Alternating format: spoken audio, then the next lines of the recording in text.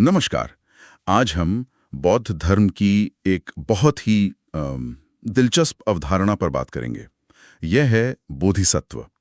हमारे पास जो जानकारी है वो एक लेख या शायद कुछ नोट्स से हैं, जिसका शीर्षक है बोधिसत्व, करुणा और मोक्ष का मार्ग।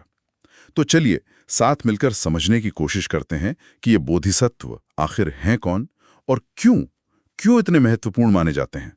शुरुआत परिभाषा से ही करते हैं। स्रोत कहता है, बोधिसत्व वो व्यक्ति है जो संसार के कल्याण के लिए कार्य करते हुए निर्वाण प्राप्त करता है। सुनने में तो ये ठीक है, पर इसका असल मतलब क्या हुआ? खासकर वो हिस्सा संसार के कल्याण के लिए। ये सिर्फ अपनी मुक्ति पाने से तो काफी अलग लगता है ना? बिल्कुल। और यही यही इस पूरी अवधारणा का सार है, आप कह सकती हैं। ये व्यक्तिगत मोक्ष से बहुत आगे की बात है। देखिए, बोधिसत्व वो हैं जिन्होंने बुद्धवत्व मतलब परम ज्ञान पाने का संकल्प तो ले लिया है, लेकिन वे अपनी अंतिम मुक्ति को जानबूझकर रोक देते हैं, टाल देते हैं। अच्छा, रोक देते हैं? क्यों भला? हाँ, ताकि वो सभी प्राणियों के दुख दूर कर सकें। जब तक हर कोई दुख से मुक्त ना हो जाए, तब तक वो खुद निर्वाण में नहीं जाते। वे करुणा से प्रेरित होकर बार बार इस संसार में लौटते हैं, और ये महायान बौद्ध धर्म का समझ लीजिए केंद्रीय आदर्श है। महायान, हाँ, तो ये सर्वे भवन्तु सुखिनः मतलब सभी सुखी हों, उस वाले सिद्धांत पर आधारित है। बिल्कुल, महायान का पूरा फोकस इसी पर है, सबका सुख। और इसका रास्ता करुणा और परोपकार से होकर जाता है। तो फिर ये जो दूसरा रास्ता है, जिसे हीनयान या थिरवाद कहते हैं, जहां अरहंत बनने पर जोर होता है, यानी खुद की मुक्ति, उससे ये सोच और लक्ष्य में काफी अलग हुआ। हाँ, ये एक बुनियादी फर्क है। थिरवाद परंपरा, जिसे कभी-कभी हीनयान भी कहा गया, उसमें व्यक्तिगत साधना और खुद के निर्वाण पर ज्यादा जोर रहता है। उसका आदर्श है अरहंत बनना, जबकि महायान, जिसका मतलब ही है बड़ा मार्ग या महान वाहन, वो सभी प्राणियों की मुक्ति को अपना लक्ष्य बनाता है। और यहाँ आदर्श व्यक्ति है बोधिसत्व, और रास्ता वो है करुणा और प्रज्ञा मतलब ज्ञान, जिसमें दूसरों की सेवा सबसे अहम है। ये तो हुई सिद्धांत की बात। लेकिन क्या स्रोत हमें कुछ ठोस उदाहरण देता है? मतलब कुछ प्रमुख बोधिसत्व कौन है और वो किन गुणों को दर्शाते हैं? हाँ, स्रोत में कई महत्वपूर्ण बोधिसत्वों का जिक्र आता है। जैसे सबसे प्रसिद्ध शायद अवलोकितेश्वर हैं। उन्हें करुणा का साक्षात रूप माना जाता है।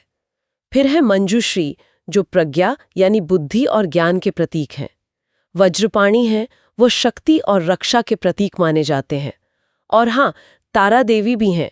उन्हें रक्षा और करुणा के स्त्री रूप में पूजा जाता है। ये कुछ मुख्य नाम हैं। अवलोकितेश्वर, मंजुश्री, वज्रपाणी, तारा। अच्छा, और क्या भारतीय कला में इनके दर्शन होते हैं? आपने शायद अजंता का नाम लिया था, स्रोत में भी था। निश्चित रूप से भारतीय कला तो बोधिसत्वों के चित्रण से भरी पड़ी है। अजंता की गुफा संख्या 1 को ही देख लीजिए। वहां पद्मपाणी, अवलोकितेश्वर और वज्रपाणी के जो भित्तिचित्र हैं, वो तो विश्व प्रसिद्ध हैं। क्या कमाल के हैं। हाँ, वो तो हैं। और सिर्फ अजंता ही नहीं, एलोरा, सांची, नालंदा, अमरावती और खासकर गंधार और मथुरा कला शैलियों में बोधिसत्वों की मूर्तियां, उनके नक्श अद्भुत मिलते हैं। गंधार कला में तो वो यूनानी रोमन प्रभाव भी साफ झलकता है, जो उन्हें और भी खास बनाता है। अच्छा, गंधार वाला प्रभाव, सही कहा। कला के अलावा स्रोत में जातक कथाओं का भी जिक्र है। इन कहानियों का बोधिसत्व से क्या कनेक्शन है? जातक कथाएं, हाँ, ये बहुत महत्वपूर्ण है। देखिए, ये बुद्ध के पिछले जन्मों की कहानियां मानी जाती हैं, और इन कहानियों में वे अक्सर बोधिसत्व के रूप में ही जन्म लेते हैं। और क्या करते हैं? असाधारण त्याग करते हैं, करुणा दिखाते हैं, परोपकार करते हैं। कोई उदाहरण है जैसे? हाँ, बिल्कुल। जैसे शिबी जातक है, उसमें राजा शिबी एक कबूतर की जान बचाने के लिए एक बाज को अपने शरीर का मांस काट कर दे देते हैं। सोचिए जरा। या फिर विश्वंतर जातक है, उसमें राजकुमार विश्वंतर अपना सब कुछ, राजपाट, धन दौलत, यहाँ तक कि अपने बच्चे और पत्नी भी दान कर देते हैं। सब कुछ, बच्चे और पत्नी भी? कमाल है।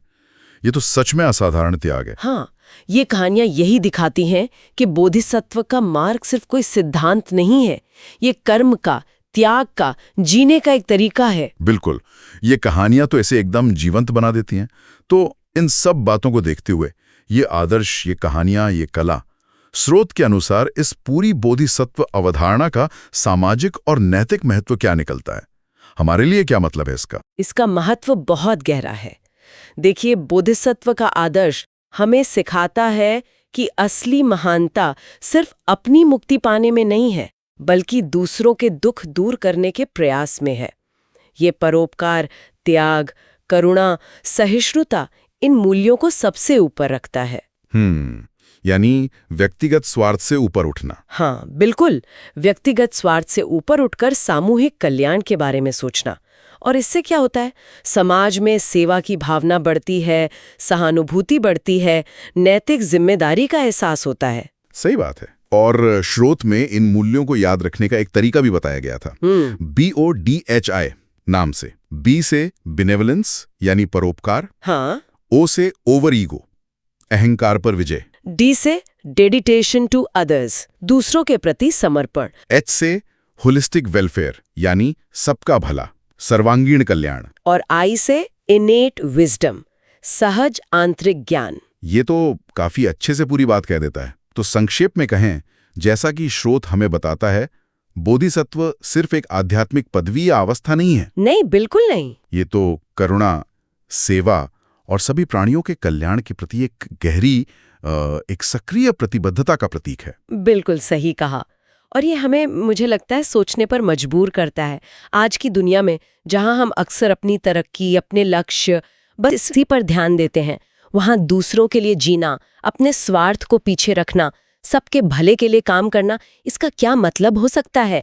क्या बोधिसत्व पथ के ये जो प्राचीन सिद्धांत हैं, करुणा, त्याग, सेवा, क्या ये आज भी उतने ही प्रासंगिक, उतने ही जरूरी हो सकते हैं? ये एक विचार करने लायक सवाल है, नहीं?